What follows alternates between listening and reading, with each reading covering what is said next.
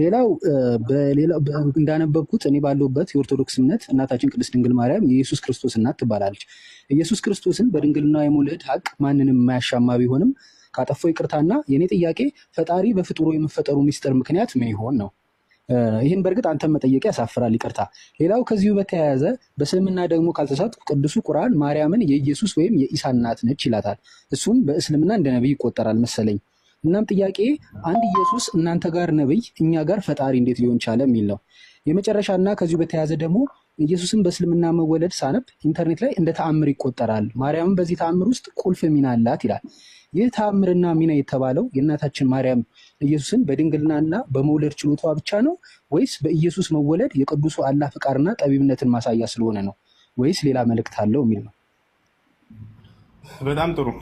አዎ ድንግል ማርያም በድንግልናዋ ማንም ወንድ ሳይነካት፣ ልብ በሉ ሳይገናኛት ብቻ አይደለም፣ አንድ ባዕድ ወንድ እንኳን እንዲህ አድርጎ ነክቷት የማታውቅ እንደሆነች ተነግሯል በቁርአን ላይ። ወለም የምሰስኒ በሸር አለች፣ ወንድ ያልነካኝ ስሆን የምትለውን ቃሏን አላህ አረጋግጦ አስፍሮላታል። ማንም ወንድ አልነካትም። በዚህ ማንም ወንድ ሳይነካት በድንግልናዋ ሳለች አምላክ አላህ ሱብሓነሁ ወተዓላ ተአምራዊ በሆነ መንገድ ያለ ወንድ ግንኙነት ከእርሷ ልጅን ፈጥሯል። ይህንን ምክንያቱንም ጠይቃ ነበር። ለምንድን ነው የሚለውን መልአኩ ገብርኤል መጥቶ ይህን በነገራት ጊዜ ጠየቀችው። ወሊነጅዐለሁ አያ፣ አምላክሽ አላህ ይህን ከአንቺን ማደርገው ተአምርን ላደርግ ዘንድ ነው ብሎሻል። ተአምር ማለት እስከዛሬ ሲደረጉ ከነበሩ ነገራቶች ወጣ ያለ በተለምዶ የማይታወቅ ያንን ጥሶ የመጣ ማለት ነው። ከዚህ በፊት ያለ ወንድ ከሴት ብቻ የተፈጠራለው የለም ነበር ከእርሷ በፊት። ገብታችኋል አይደል? ነገር ግን ከእርሷ ይሄን ነገር አምላክ አላህ ሱብሓነሁ ወተዓላ በማድረግ ለካ አምላክ ያለ ወንድ ግንኙነት ከሴትም መፍጠር ይችላል ማለት ነው የሚለውን የአምላክ ኃይል ሙሉ እንደሆነ ሰዎች ይረዱ ዘንድ ለማድረግ ያደረገው ጥበቡ ነው። መልአኩ ገብርኤልን ጠይቃ እሷ ይሄንን ብሏታል። ወሊነጅዐለሁ አያ፣ ተአምረኛነቱ ከሁለቱም በኩል ነው። የተአምሩ ባለቤት ማን ነው? ይሄን ነው እንድታስተውል የምፈልገው። ያ አንዱ አምላክ ነው። አሕሰነት ፈርጀሃ ፈነፈኽና ፊሃ ሚን ሩሒና ወጀዐልናሃ ወብነሃ አየተን ሊልዓለሚን ይላል። እርሷንም ልጇንም ለዓለማት ድንቅ ተአምር አደረግኳቸው ይላል አላህ። እርሷንም ልጇንም ተአምር አደረግኳቸው። የእርሷም ተአምር ነው ያለ ወንድ ማንም ወንድ ሳይገናኛት የወለደች ሴት ያቻትና ተብላ ትገለጻለች አይደለ? ተአምር ነች። እርሱም ተአምር ነው ያለ አባት ከእናት ብቻ የተፈጠረ የተገኘ በማለት ይሄም ለእርሱም ተአምር ነው። ገብታችኋል አይደለ? አምላክ በእነርሱ ላይ ድንቅ ስራውን ተአምሩን አሳይቷል። አዎ ተአምር ናቸው። ገብታችኋል አይደል? የዚህ ግን ባለቤቱ ማን ነው? ያ አንዱ አምላክ ነው። ያንን አንዱን አምላክ ነው ልንደነቅበት የሚገባው። ያንን አንዱን አምላክ ነው በዚህ ነገር ላይ ልንገረምበት የሚገባው። ገብታችኋል አይደለ?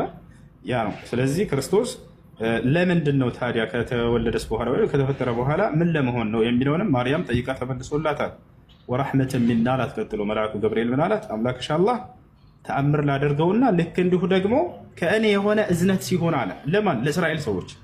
ነቢዩ ሙሐመድን ሰለላሁ ዐለይሂ ወሰለም ከእኔ የሆነ እዝነት ናቸው ለዓለም ሰዎች ብሎ ይገልጻቸዋል። ነቢያቶች የአምላክ እዝነት ናቸው ለሰው ልጆች። አምላክ ሲያዝን ጊዜ ለሰዎች ከራሱ ጋር ሊያስተዋውቃቸው፣ ሊያስታርቃቸው፣ ሊመልሳቸው ሲፈልግ ነቢያትን ያስነሳና ይልካል። ያ ነቢይ ስለ አምላክ ማንነት ሲናገር እነዚያ ሰዎች ሲያውቁና አምላክን ሲገዙ ሲያውቁ ጊዜ ዛኔ ከእርሱ ጋር ህብረት ይፈጥራሉ ማለት ነው። ገብታችኋል አይደለ? ስለዚህ አምላክ አላህ ሱብሓነሁ ወተዓላ መልእክተኛ አድርጎ ሊልከው ከእኔ የሆነ እዝነት የሚለውን በሌላ ቦታ ላይ አላህ ሲገልጸው ምን አለ? ስለ መሲሁ ሲነግራት ለማርያም ወረሱለን ኢላ በኒ እስራኤል አለ። ወደ እስራኤል ልጆች የምልከው መልእክተኛ አድርገዋለሁኝም አላት። ያችሁ ለእስራኤል ሰዎች የተላከ ነው። ለእስራኤል ሰዎች በቃ እንደ አርአያ ተደርጎ የተመረጠ ነው። አምላክ አላህ ሱብሓነሁ ወተዓላ ሌላ ቦታ ላይ በሱረቱ ዙኽሩፍ ላይ ሲናገር ምን ይላል? ኢን ሁወ ኢላ ዐብዱን አንዐምና ዐለይሂ ወጀዐልናሁ መሰለን ሊበኒ እስራኤል ይላል።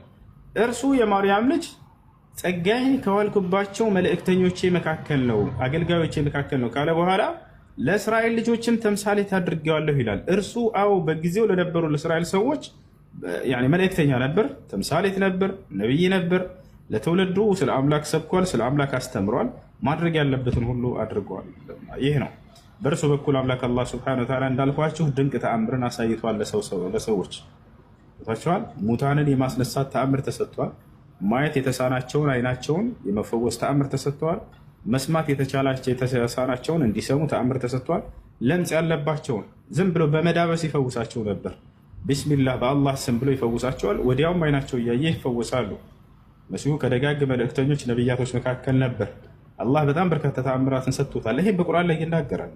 በሱረቱል በቀራ ላይ ወለቀድ አተይና ሙሳ ልኪታበ ወቀፈይና ሚን ባዕድህ ብሩስል ወአተይና ዒሳ ብነ መርየም ልበይናት ይላል። የማርያምን ልጅ ዒሳንም በጣም በርካታ ተአምራትን ሰጥቶታል።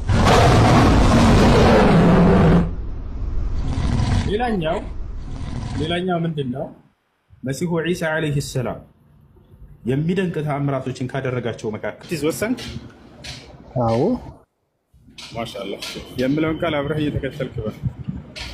እሺ አሽሃዱ